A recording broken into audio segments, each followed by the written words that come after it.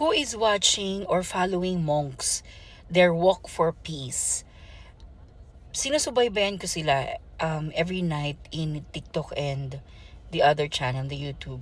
So, ang ganda ng iniimit nilang energy every time they walk sa isang place, sa isang lugar.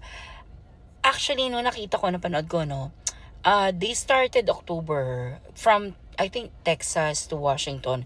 I'm not sure about that. Correct me if I'm wrong. Pero kasi, grabe yung paglalakad na nila to the point na meron na silang mga monks or kasamahan na nagkaroon ng injury na amputate dahil sa paglalakad na yan.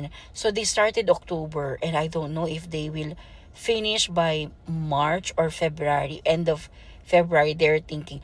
Until now, they are walking and makikita mo yung mga tao, they are watching, they are driving several hours just to see the monks, yung pagpass ng mga monks na yan. And you know what, when I research etong mga monks na to, they have been doing this even before, and right now they started doing it again.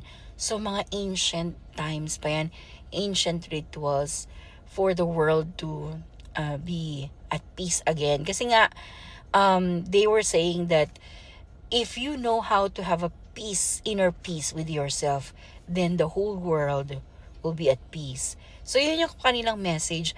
And i-follow nyo sila, tingnan nyo yung mga creators na nagpo-post about these monks, and you will be inspired kung bakit a certain practice, a certain parang, thing would create changes in the whole, world by starting only in yourself. Ganun yung parang message. And I really like the teachings of Buddha.